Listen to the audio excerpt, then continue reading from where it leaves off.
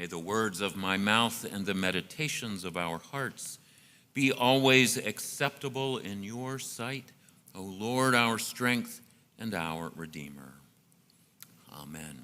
Please be seated.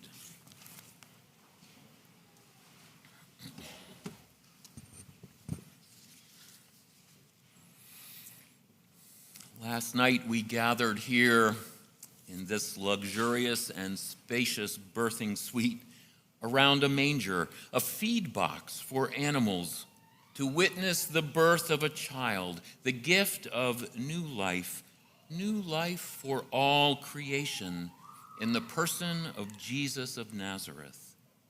This morning, in the clear light of day, we are back, crowded into the stable with the sheep, the ox, and the ass gathered around that manger to listen to a poem and ponder the meaning of what we have seen.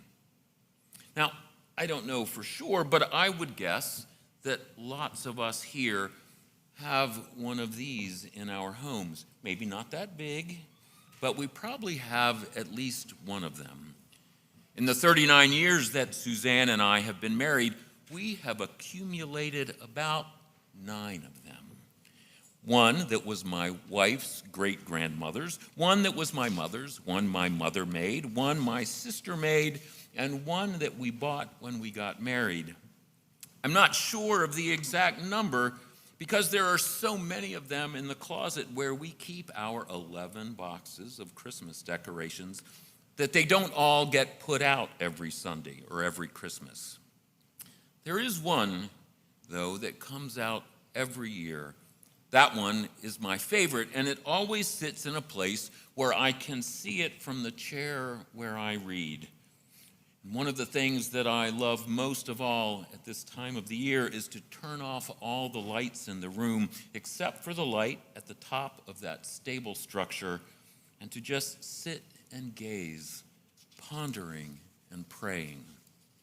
It's a powerful scene, that little stone stable with Mary and Joseph gazing lovingly on their newborn child, the angel with its wings spread at the head of the manger, proclaiming the identity of the baby who has been born, while the animals and a shepherd stand watch, bearing witness to the miracle that lies before them.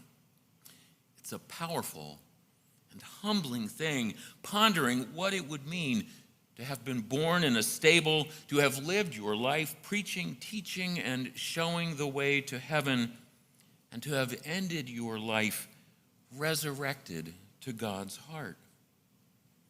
Almost 2,000 years ago, at the turn of the first century, in the community where John the Gospeler lived and taught, they had been pondering this moment for 100 years.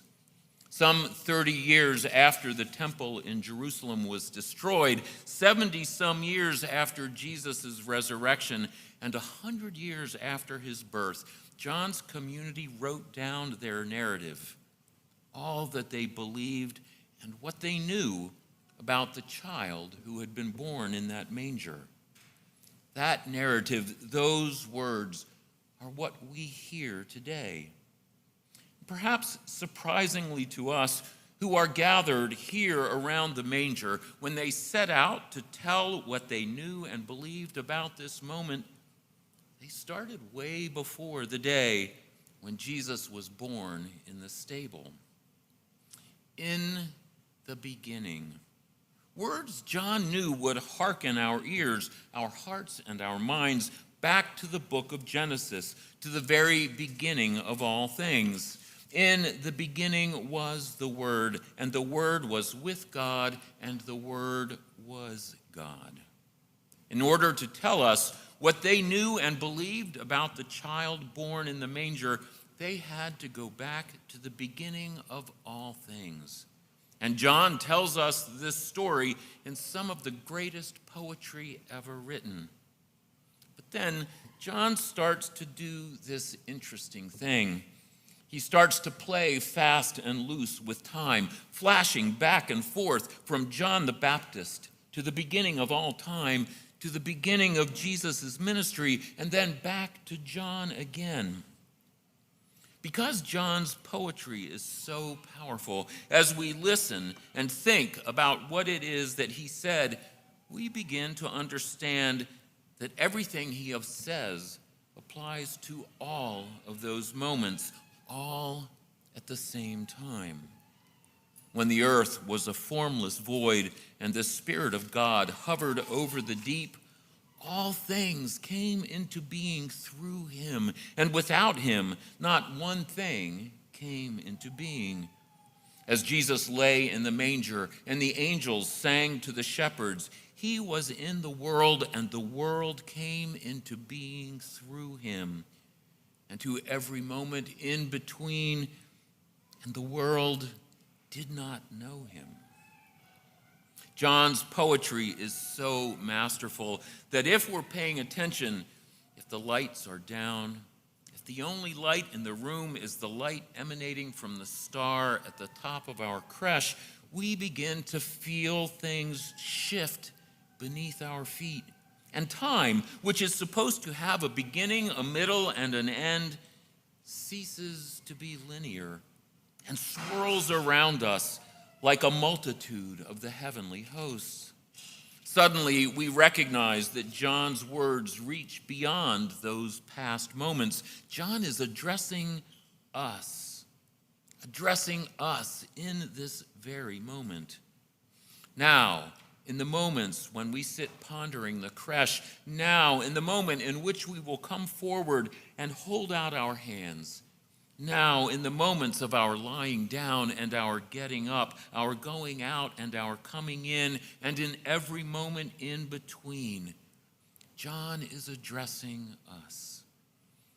Now that John has our attention, once we begin to catch on to what he and his community are telling us, John and his community declare that what has come into being in him was life. And the life was the light of all people. The light shines in the darkness, and the darkness did not overcome it.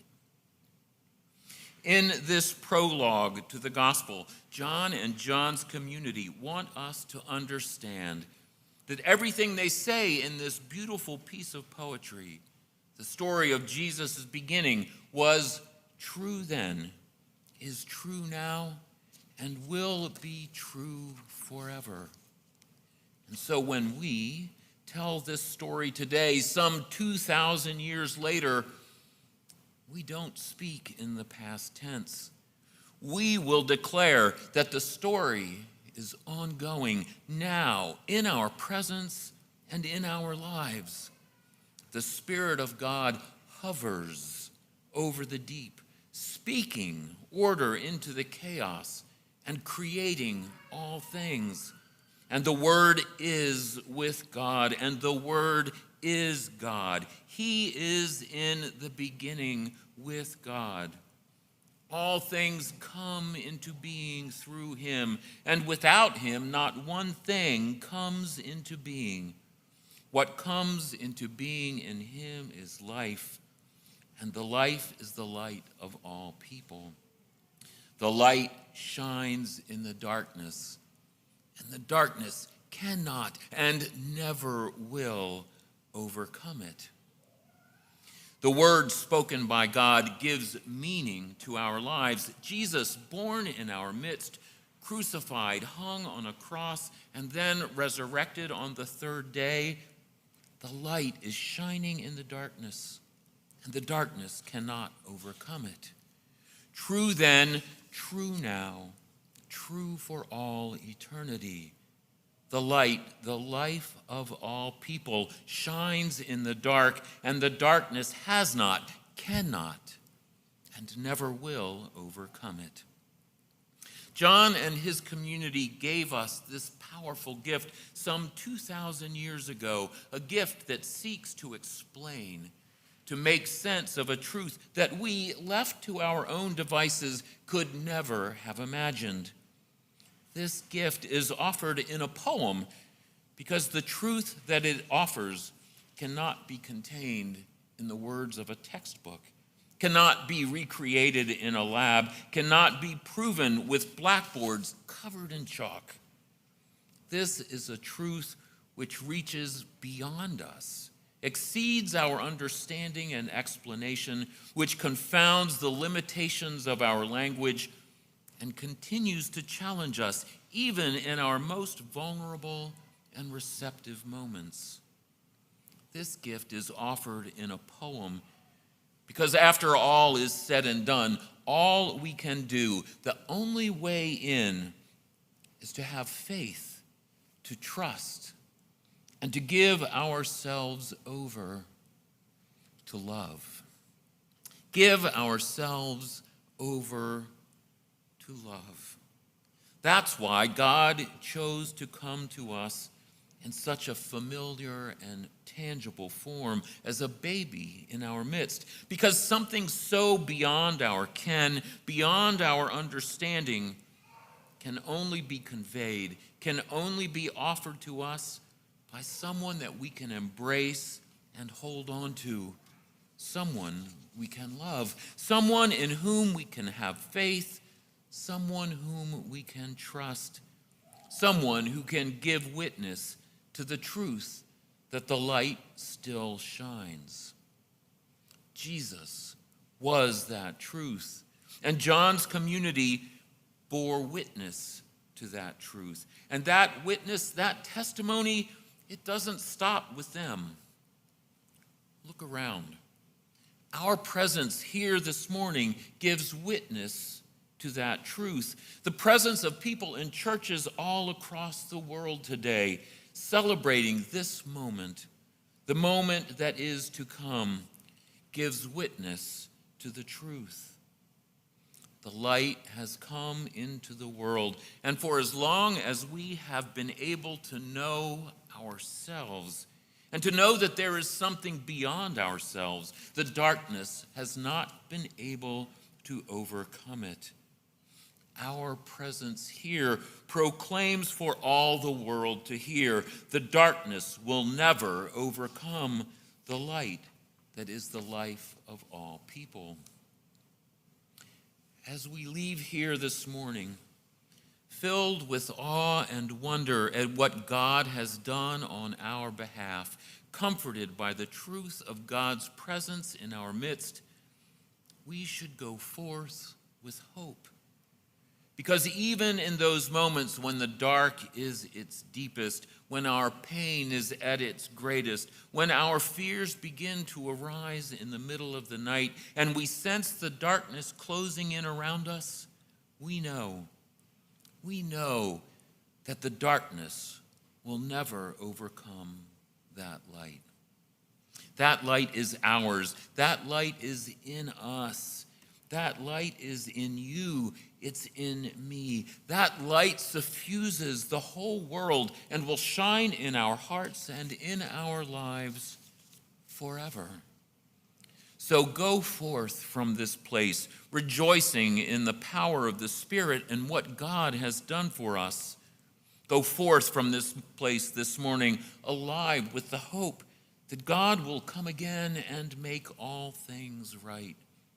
And go forth from this place knowing that we are never alone, because Jesus is born on this day in a manger, the Word made flesh, Emmanuel, God with us. Amen.